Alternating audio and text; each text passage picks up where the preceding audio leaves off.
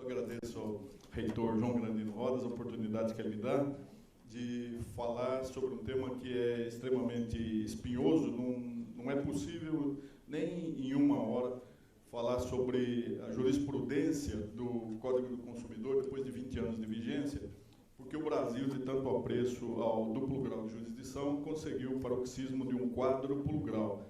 Então, nós temos 27 tribunais estaduais, 5 federais, as cortes superiores, e as 4 instâncias garantirão plurimas leituras de um mesmo texto legal, como acontece com vários outros diplomas, não só com o Código de Defesa do Consumidor. Então, eu vou falar alguma coisa que, depois de 40 anos de magistratura, eu tenho uma vaga ideia do que leva os juízes a trabalharem com esse tema do consumidor. O direito do consumidor, ele pode ser concebido sob 3 enfoques. A origem constitucional, evidentemente, nós temos um texto cidadão que protege essas relações de consumo. O que é mais importante, esse segundo ponto, esse segundo enfoque, que é o princípio tutelar favor debilis, né, a filosofia de proteção dos mais fracos, e há um aspecto de sociologia jurídica que é a parte econômica, né, tema que o Ricardo Salles vai falar melhor do que eu. Esse direito fundamental de proteção ao consumidor foi reconhecido, proclamado na Carta, e hoje nós temos um outro sujeito de direitos, o consumidor individual e coletivo. Esse direito é fundamental, né, e está também no capítulo da ordem econômica como um princípio a ser respeitado. O Constituinte determinou a sistematização desse direito mediante a microcodificação, e aí surgiu o Código do Consumidor. O que leva o juiz a encarar com bastante simpatia as questões consumeristas é esse aspecto do favor debilis, né? É verdade que houve uma lenta evolução do direito para relativizar conceitos muito arraigados na nossa formação jurídica, como autonomia da vontade, força obrigatória incontestável do contrato, poderes do crédito, pacta sunt servanda, eles ainda constam de muitas decisões, né?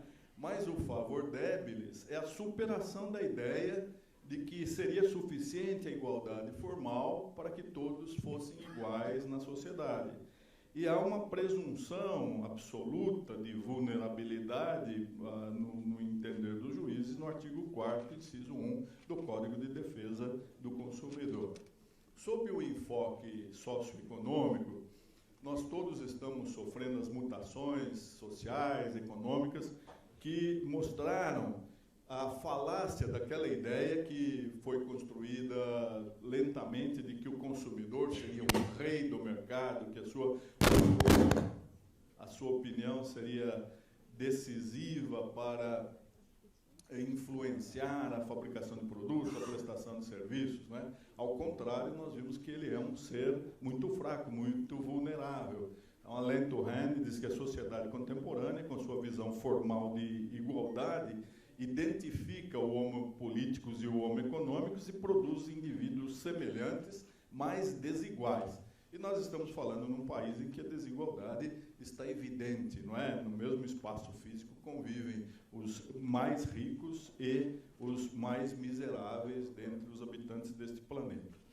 O Código de Defesa do Consumidor, na verdade, ele é um microsistema instigante. Ele desafia o juiz que é formado numa cultura jurídica ainda anacrônica, conservadora, porque ele estimula um aspecto quixotesco que todo juiz ainda tem. No fundo, ele é o protetor dos fracos, ele é aquele que iguala as desigualdades, que atende o hipossuficiente, não é? E ele se sente chamado a edificar uma pátria justa, fraterna e solidária que foi prometida pelo Constituinte e do qual ele é garante, ele é fiador, não é?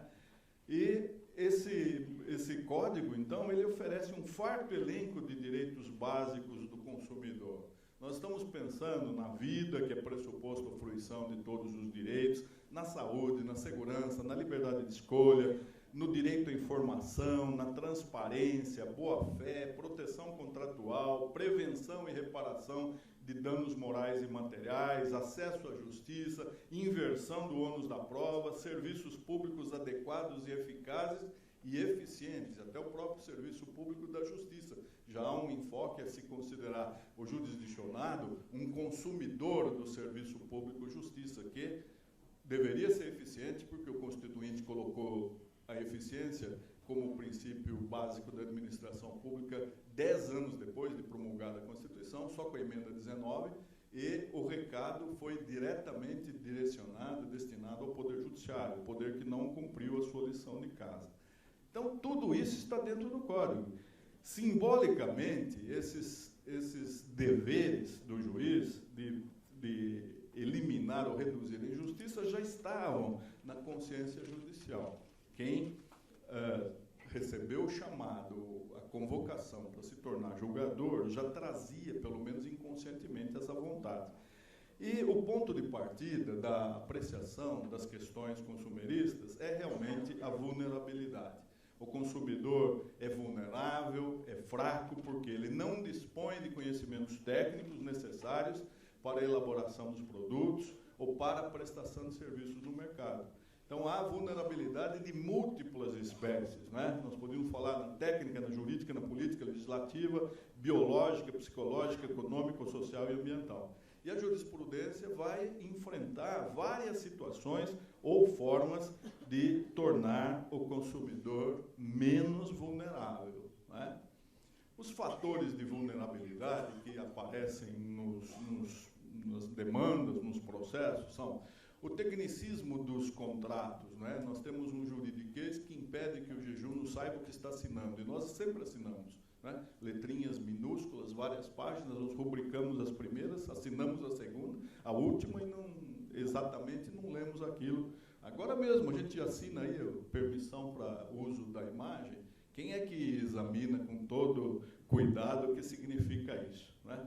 A complexidade, a extensão contratual, as predisposições, a generalidade dos contratos, o estado de necessidade, dimensão dos caracteres dos contratos, a fonte, né, que é sempre minúscula, cláusulas de exclusão da oferta, remissão a documentos não entregues, utilização de conceitos vagos e indeterminados, que, aliás, seguindo o modelo do Código Civil de 2002, regime de monopólio, complexidade de inéditos produtos e serviços, internet, banda larga, teleserviços, etc. Cada um desses eu ia falar uns 15 minutos. Mas o Márcio Scher falou que não é possível. Então, a vulnerabilidade é agravada, e a jurisprudência já tem enfrentado isso, quando nós estamos diante de deficientes, de idosos, de crianças. Então, por exemplo, o ministro Sidney Bennett, que hoje enriquece o Superior Tribunal de Justiça, em 2008 ele emendou esse julgado dele, o envio de cartão de crédito não solicitado, conduta considerada pelo Código de Defesa do Consumidor como prática abusiva, artigo 39, inciso 3º, adicionado aos incômodos decorrentes das providências notoriamente dificultosas para o cancelamento do cartão, causam dano moral ao consumidor, mormente se tratando de pessoa de idade avançada, próxima dos 100 anos de idade, também exagera, né? A época dos fatos, circunstâncias que agrava o sofrimento moral. Há um outro julgado da ministra Nancy Andrighi, que reconhece que a criança merece uma tutela especial. Criança de 3 anos deixou de realizar, por recusa da clínica credenciada e pela ineficiência do seu plano de saúde, exames radiológicos prescritos. E o Superior Tribunal de Justiça reconheceu o seu direito à indenização por dano moral. Embora a criança tenha uma percepção diferente e maneira peculiar de se expressar, ela está sujeita a medos, aflições, angústias, até mais prejudiciais do que as sentidas pelos adultos, pois sem noção exata, percebe-os ao compartilhar a aflição da mãe.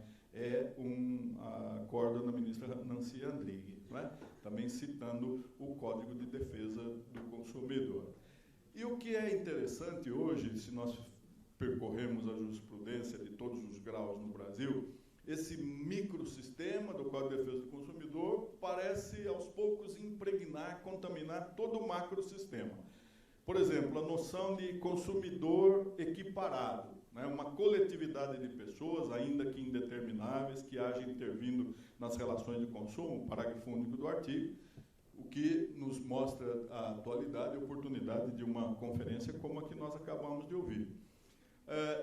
Exemplos, né? Todas as vítimas do fato do serviço, como os passantes na rua quando um avião cai, ou quando há um acidente com incêndio, os que estão no shopping center que explode, estou falando todos de casos reais que nós conhecemos, né? Notórios aqui para nós. Todas as pessoas, determináveis ou não, expostas às práticas comerciais de oferta, de contratos de adesão, publicidade, cobrança de dívidas, bancos de dados, sempre que vulneráveis em concreto, passam pelo artigo 29 a ser considerados consumidores equiparados. E isso vai inspirando outras demandas que não seriam exatamente consumeristas. Tudo isso passa a ser chamado na jurisprudência como diálogo das fontes, que é uma outra estratégia de interpretação, porque a Constituição do Brasil de 88 forçou o ingresso na consciência da comunidade jurídica de uma outra hermenêutica, de uma outra exegese, de táticas outras de se trabalhar com a proliferação legislativa e normativa no Brasil, né? Não são só as leis na Constituição, mas as agências regulando, os bancos, os conselhos e todas as entidades normatizam no Brasil. Então, para que o juiz possa honrar aquele princípio romano que já não vige, não é? Narra-me fatum dabutibius ou iuria novet curia, quem é que sabe o direito hoje? Ele tem que trabalhar um pouco com o diálogo das fontes. Então, é a denominação que se emprega para a aplicação simultânea, coerente e coordenada de plurimas fontes legislativas, não é? Leis especiais, como o Código de Defesa do Consumidor, Lei de Seguro-Saúde, leis gerais, o Código Civil de 2002, com campos de aplicação convergentes, mas não iguais, e sempre nos remetendo à Constituição, que é principiológica e permite que o juiz faça qualquer coisa que ele queira, né? Então, o pluralismo pós-moderno implica num direito com fontes normativas plurimas. Isso requer uma coerência derivada ou restaurada para evitar antinomia, incompatibilidade ou incoerência. Então, nós vamos começar a trabalhar com ponderação, otimização, razoabilidade, proporcionalidade. O Supremo Tribunal Federal já acolheu essa tática ou essa estratégia do diálogo das fontes. A expressão apareceu no voto do ministro Joaquim Barbosa, quando julgou a DIN 2591, aquela discutida possibilidade de aplicação do Código de Defesa do Consumidor às atividades bancárias, né? Então, ele disse, não há se falar em exclusão formal entre essas espécies normativas, mas sim em influências recíprocas, em aplicação conjunta das duas normas ao mesmo tempo e ao mesmo caso, seja complementarmente, seja subsidiariamente, seja permitindo a opção voluntária das partes sobre a fonte prevalente. Ou seja, através desse diálogo das fontes, a jurisprudência faz o que ela quer, não é? O Superior Tribunal de Justiça também acolhe o chamado diálogo das fontes, numa ação de indenização por danos morais e materiais contra fabricantes de cigarros, ao fundamento de que, por fumar desde os 15 anos, hoje sexagenário, é portador de carcinoma, enfisema, infecção, fibrose pulmonar, invoca o autor a publicidade abusiva e enganosa. Os vícios determinam a responsabilidade pelo fato do produto, artigo 12, mas reconheceu-se prazo prescricional de 5 anos. Num voto vencido, a ministra Nancy Andrighi sustentou que a definição do prazo prescricional a incidir deve atentar para o mandamento constitucional do direito à saúde e considerar o diálogo das fontes apregoado pela doutrina consumerista. Ou seja, ela queria ampliar o prazo, e com isso acho que eu respondo uma pergunta que foi formulada antecipadamente, sem nem saber o que eu ia falar.